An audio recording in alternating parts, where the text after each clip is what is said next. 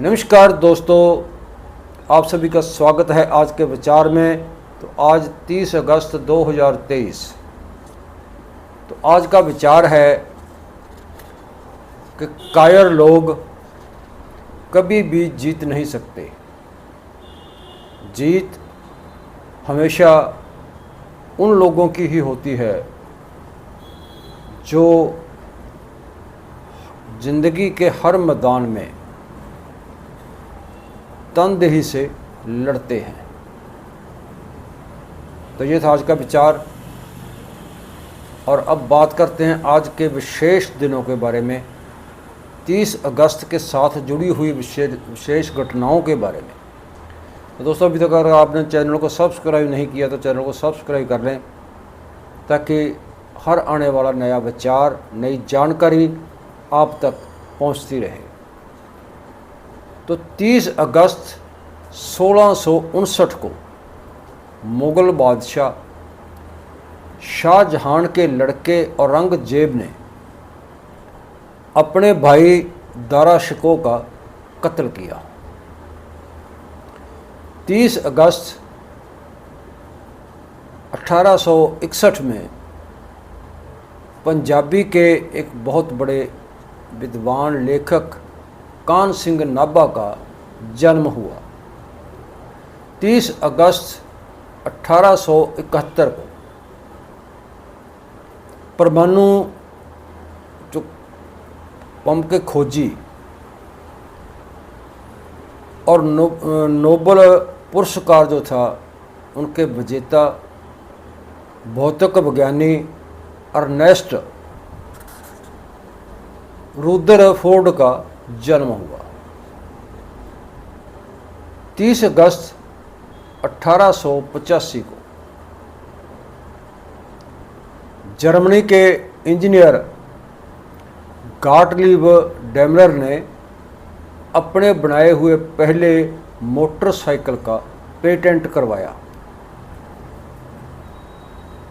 30 अगस्त 1947 को doctor B R. Ambedkar के नेतृत्व में संविधान तैयार करने के लिए, संविधान लिखने के लिए एक कमेटी का गठन किया गया। 30 अगस्त 2014 को इतिहासकार बिपिन चंद्रा का गुड़गांव में देहांत हुआ। 30 अगस्त 2015 कन्नड़ भाषा के एक बहुत बड़े राइटर, बहुत बड़े ज्ञानी पंडित एम कुलबर्गी का कत्ल हुआ। तो ये था 30 अगस्त के साथ जुड़ी हुई विशेष घटनाओं के बारे में। तो अब बात करते हैं एम कुलबर्गी। तो आज से 4 वर्ष पहले आज के दिन अपने घर कर्नाटक के शहर धारवाड़ में वो अपने घर नाश्ता करने लगे, तो कुछ फिरकू जो संगठन थे उन्होंने, उन संगठनों के कुछ कार्यकर्ता थे जो, उन्होंने उनको गोली मार के उनको जख्मी कर दिया। और जैसे ही वो उसको अस्पताल ले जाने के लिए गाड़ी में डाला गया, अस्पताल लेके जा रहे थे, तो रास्ते में उसकी मृत्यु हो गई, वो दम तोड़ गए। तो ये जो एम कुलबर्गी का कत्ल था, मर्डर था जो उसका, ये उसी सीरीज़ का एक हिस्सा था जिसमें 20/8/2013 को पुणे के अंदर, महाराष्ट्र में पुणे के अंदर एक तर्कशील आगू डॉक्टर नरेंद्र दबोलकर का जिन्होंने, और 20/2/1915 को कामरेड गोविंद पंसारे का कत्ल किया था। ये उन्हीं लोगों का काम था, उन्हीं लोगों ने ये कत्ल किया था।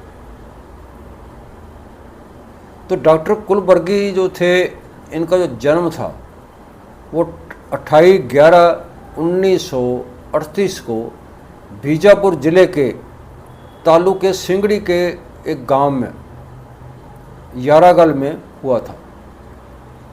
तो उनके जो माता पिता थे, MM कुलबर्गी के जो माता पिता थे वो किसान थे।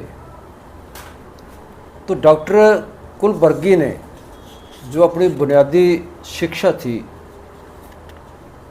और वो बुनियादी शिक्षा लेने के बाद उन्होंने कन्नड़ की भाषा में MA की डिग्री धारवाड़ यूनिवर्सिटी से फर्स्ट डिवीज़न पर और गोल्ड मेडल के साथ 1962 में की थी। और वहीं पे भी वो उसी यूनिवर्सिटी में लेक्चरार की उन्हें नौकरी मिल गई और वो वहाँ पे लेक्चरार लग गए। तो लेक्चरार लगने के उपरांत वो आगे और तरक्की करते गए और वो प्रोफेसर के जो विभाग के मुखी बने। तो उनके जो मुखिया बनने के बाद तो कन्नड़ मध्यकालीन जो साहित्य है उसके ऊपर उन्होंने PhD की। तो सरकार की ओर से एक संपादित जो था मैगजीन समग्र वचन संपुट, तो उस मैगजीन का उन्होंने संपादन भी करते थे और उनके वो राइटर भी थे। तो उन्होंने 103 के करीबन किताबें लिखी और संपादित की और 600 से ज़्यादा उन्होंने जो थे खोज पत्र लिखे डॉक्टर MM कुलबर्गी ने। तो उनको राज्य साहित्य अकादमी, पंपा पुरस्कार, जनपद पुरस्कार और भी कई प्रकार के पुरस्कारों से उनको सम्मानित किया गया और बहुत सारे सम्मान उनको मिले, पुरस्कार भी उनको मिले। तो 1968 में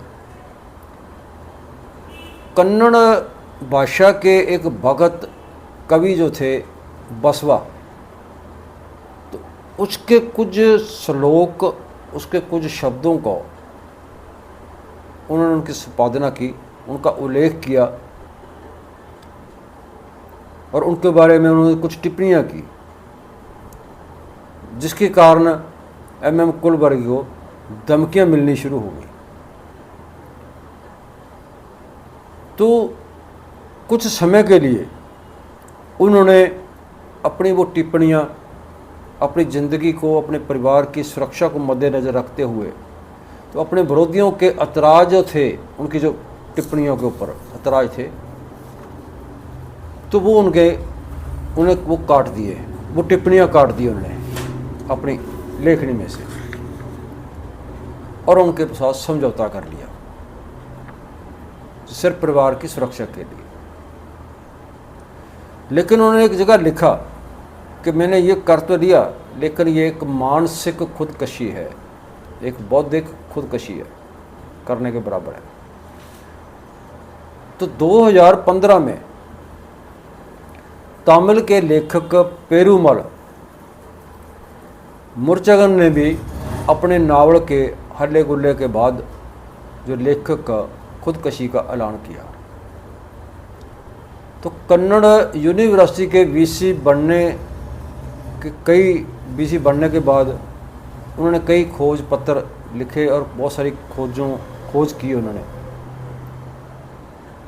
तो डॉक्टर कुलबर्गी साहित्य संबंधी जो थे, अपने तर्कशील विचारों को ज़्यादा देर तक वो अंदर नहीं रख सके। एक बार तो समझौता कर लिया, लेकिन अपने विचारों को बंद नहीं कर सके वो। तो उन्होंने अपने विचारों को फिर से उजागर करना शुरू कर दिया, फिर से लिखना शुरू कर दिया और उसने बोलना शुरू कर दिया।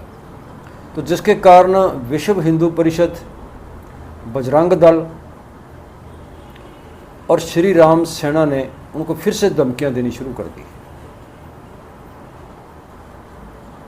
तो डॉक्टर नरेंद्र दाभोलकर ने एक महाराष्ट्र में अंधविश्वासों के विरोध में एक कानून बनवाने के लिए वो संघर्ष कर रहे थे, और डॉक्टर एम कुलबर्गी ने भी वैसा ही एक कानून जो अंधविश्वासों के विरुद्ध एक सख्त कानून जो था बनाने की मांग जो उन्हें कर्नाटक में भी की। कर्नाटक में भी ऐसा कानून होना चाहिए, ये जो अंधविश्वास है इनको रोकने के लिए।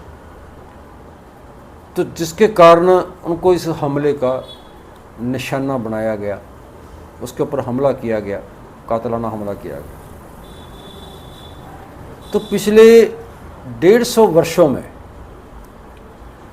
कन्नड़ के किसी और विद्वान ने अलग अलग विषयों पर इतनी बड़ी तादाद में नहीं लिखा जितना डॉक्टर एम कुलबर्गी ने लिखा। तो उसके बाद इस कत्ल के बाद, जब उनका कत्ल हो जाता है डॉक्टर कुलबर्गी का, तो उसके कत्ल के बाद जो पंडित जवाहरलाल नेहरू की भांजी थी नयनतारा सहगल,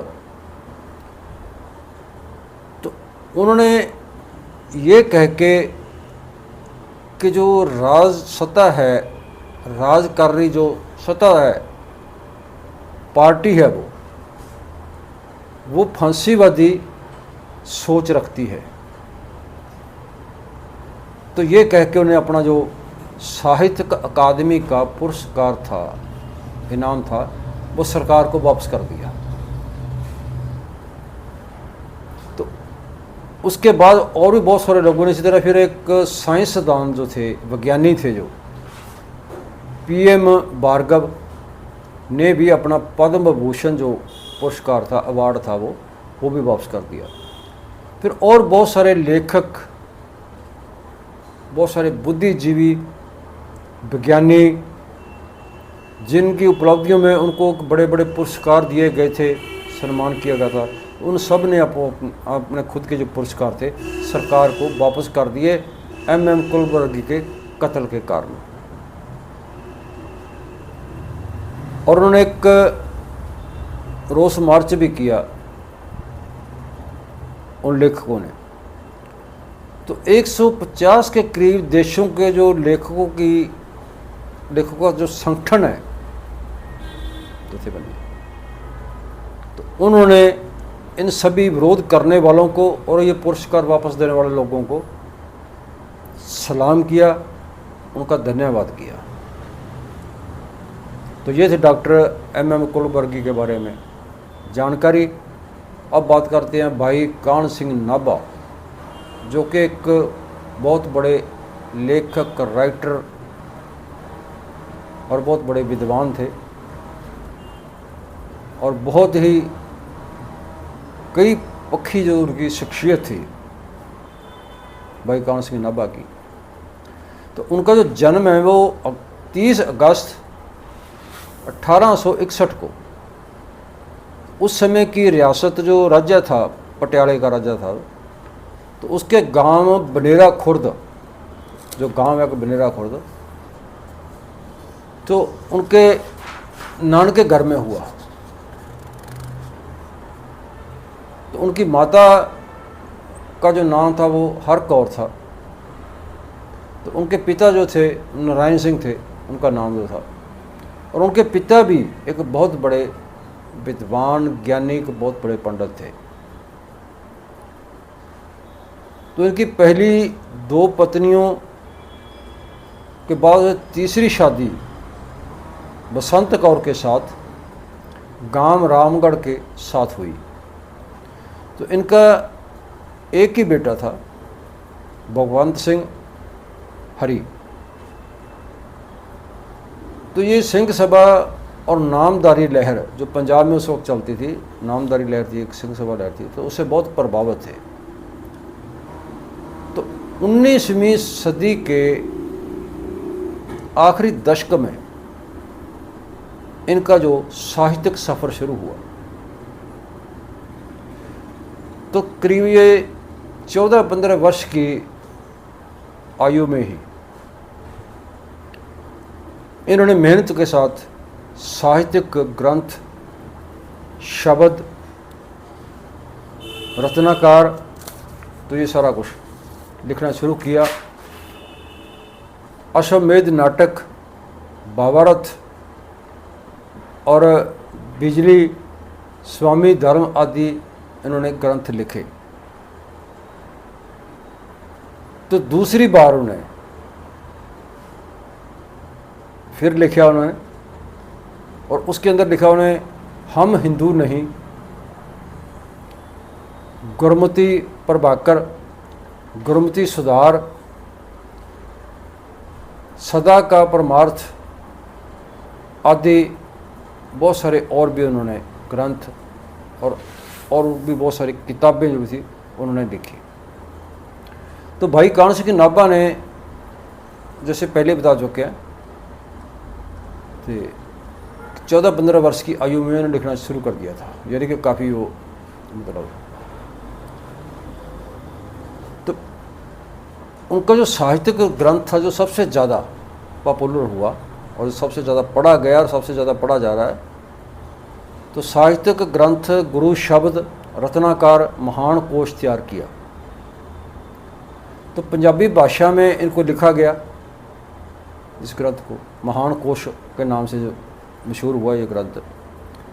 तो एक ऐसा ग्रंथ है जिसके अंदर धर्म, भूगोल, इतिहास, चिकित्सा के साथ साथ भारतीय शास्त्रीय संगीत के बारे में, और जो जैसे सिख धर्म में एक गुरमति संगीत है, गुरबाणी का जो संगीत है, उसके विषय के बारे में और बहुत कुछ उसके अंदर उन्होंने लिखा महान कोश के अंदर। तो इनको युग पुरुष के नाम से भी जाना गया।